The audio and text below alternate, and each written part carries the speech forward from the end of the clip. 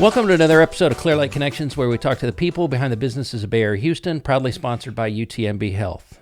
Special guest today is Olivia Rivers with Bridge Over Troubled Waters. Welcome. Thank you so much. Tell me about Bridge Over Troubled Waters. What is it you do? The Bridge exists to provide services to survivors of domestic violence, human trafficking, child abuse, and sexual assault. We've been around the community for over 40 years, and we do a lot of comprehensive services for our clients. It could be anything from helping them obtain protective orders or providing them shelter and housing, or even something as simple as coming to support groups and parenting classes. And how did you get into this line of work? I started in this line of work as a criminal justice student. I was actually studying forensic anthropology in Missouri. And once I moved here to the great state of Texas and the local area, I was able to continue working in the criminal justice field, but more on the victim service side rather than on the forensic investigative side. So I just continued in this career path, and it's been a wonderful opportunity to be able to serve the community in this way. So you must be passionate about it, because the subject matter is so kind of, off-putting for most people. But Definitely. Tell us about some of the services that you provide, and how if myself were the victim of, domestic abuse, what would it look like when I came to you? So our agency is staffed 24 hours a day, and one of those areas that is staffed is our 24-hour hotline. And so if someone you know or someone in the community is needing our services, they would simply call our 24-hour hotline at 713-473-2801. And there, one of our advocates would help provide them an assessment to determine if it's the best place for them to come, and also get an idea of what their needs really are so that they can make the best choices for themselves.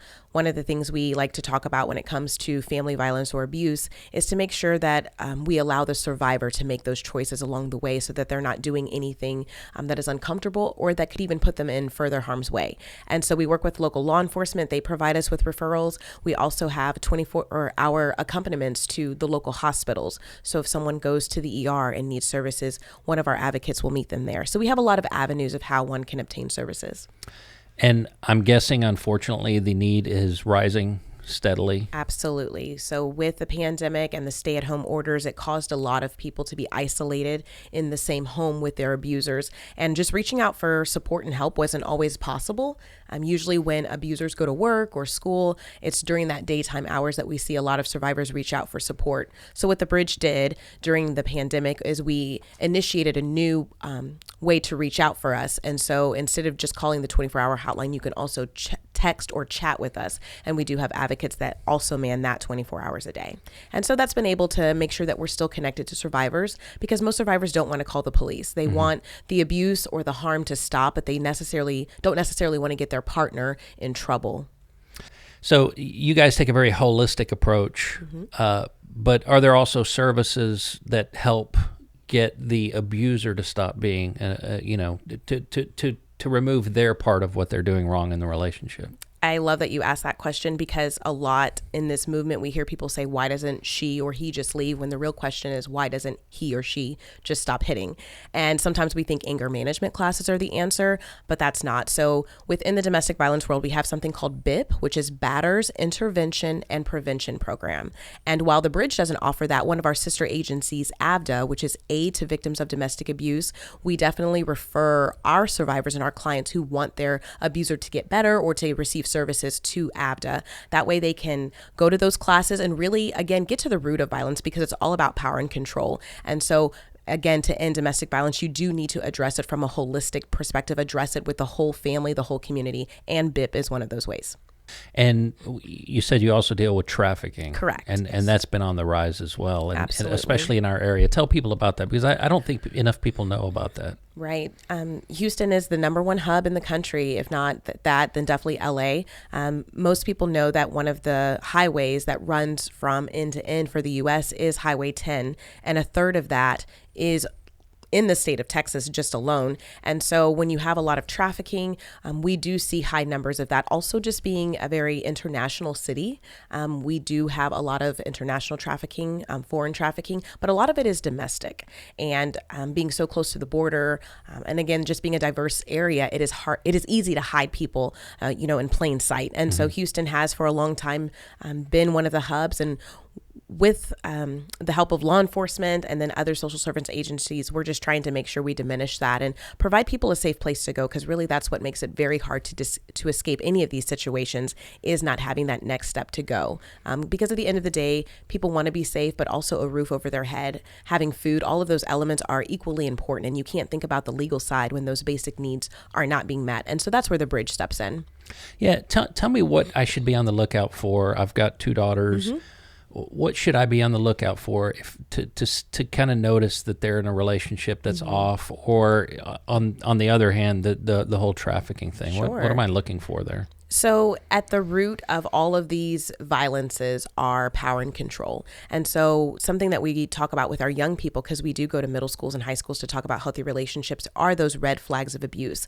And what can seem charming and endearing to a young person, such as, oh, my boyfriend, he likes to pick out my clothes, or he always wants me to call him when I get home. While those can on the surface seem just very endearing or sweet natured, those can turn into an opportunity for an abuser to become possessive and controlling. And so we talk to young people about making sure that they have autonomy of their own body, that they're able to make their decisions, that there's no one outside of, the safety and love of their parents that should be controlling their daily moves and telling them what they can or cannot do.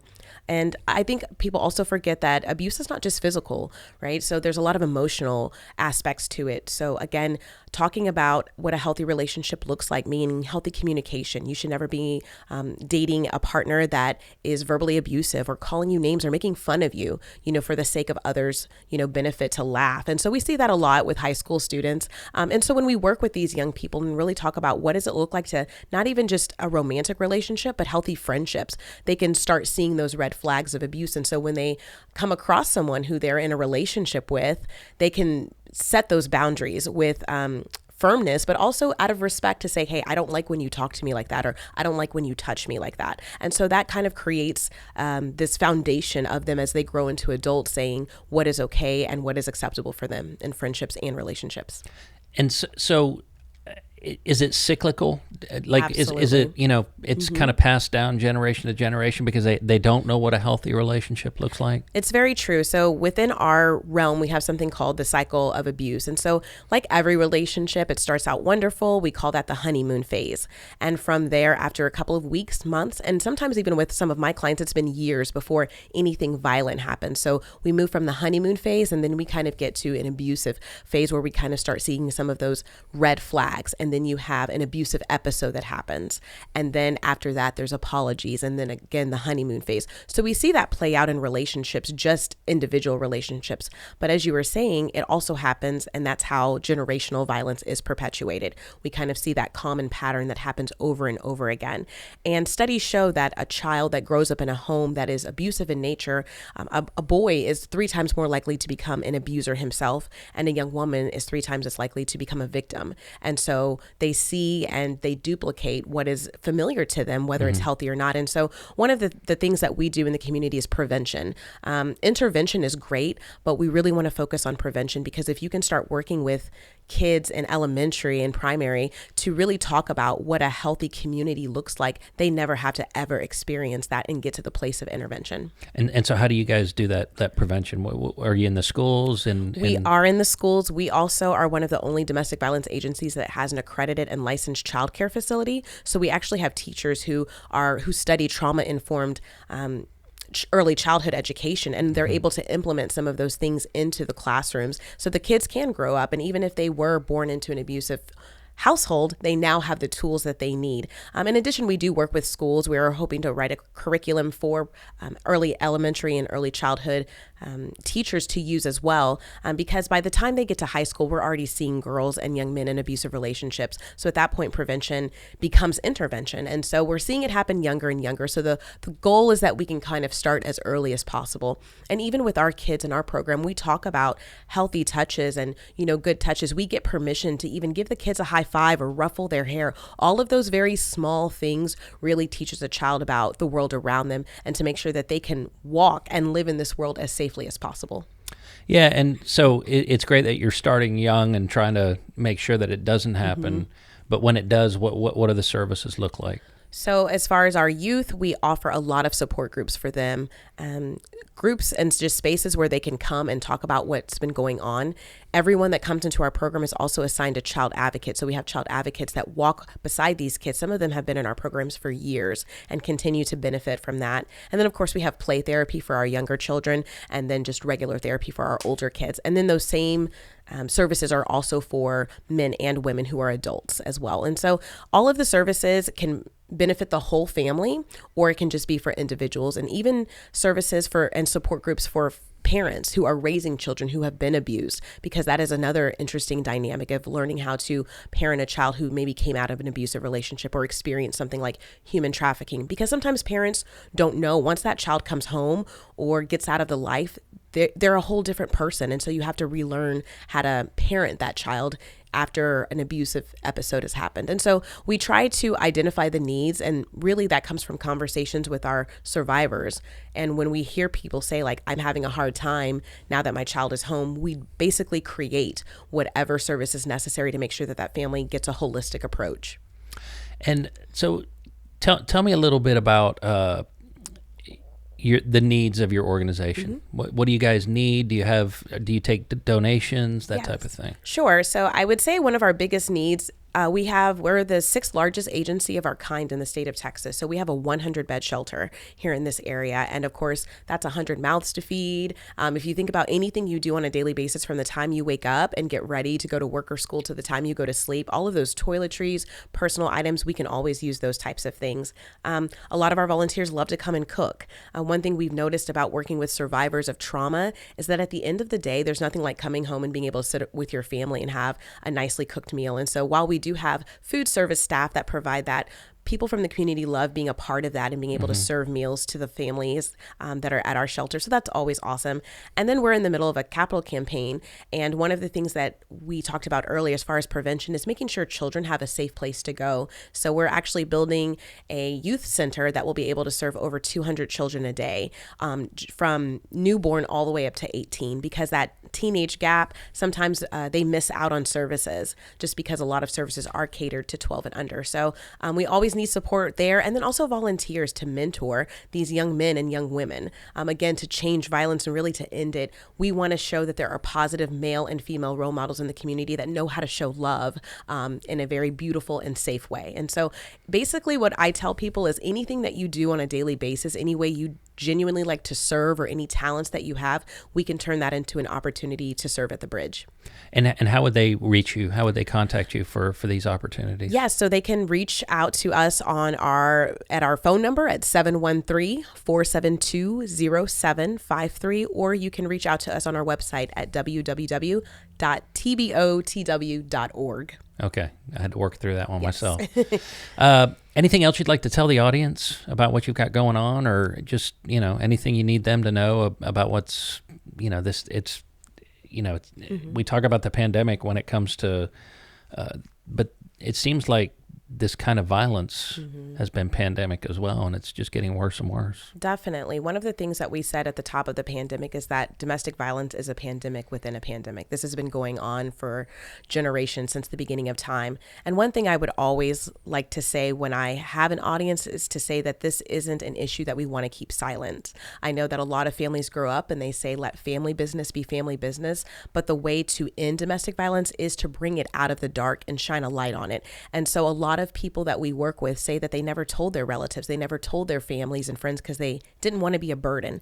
And so what I would encourage is anyone who is listening, who is experiencing a domestic violence situation, or if you think a loved one might be, it's okay to just ask them, are you okay? Is everything all right at home? Are you safe? And obviously asking them in a safe place where no one else is around, and giving them that space, because sometimes survivors will say, no one ever asked me how I was doing. And that can really spark a conversation and lead to the community members, church members, or whomever, guiding them to a place like the Bridge so that they can find those services and, determine their next steps. I think as a community, we always want to tell people to just leave. And what studies have shown us is that that is the highest time for lethality or for a homicide to occur when a victim leaves. So sometimes just telling them to get out and come stay with me, that's not always the safest thing to do. So what we do at the Bridge is talk them through the process, because no one knows that person or that abuser's triggers better than the victim. So we talk to them before they even take those steps to say what feels safe, what feels right, especially if there's children involved, things of, finances are connected and tied. We talk them through all of that in a calm space so that they can really process their decision before they make it.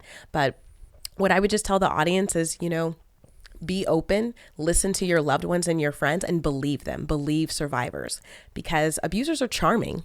In public, they're some of the warmest, friendliest individuals, but it's what happens behind closed doors with their family. And so sometimes believers don't feel like, or survivors do not feel like they're believed, because in public, everything seems perfect and wonderful. So if someone says that they're in an abusive relationship or they've been assaulted, just choose to believe them. Yeah. And I want to thank you for what you're doing. Thank you. You're obviously passionate about this, and I hope that your prevention measures remove the need for intervention down the road. And Absolutely. if we could just put a stop to this, it would be fantastic. Absolutely. Thank you so much. Thank you.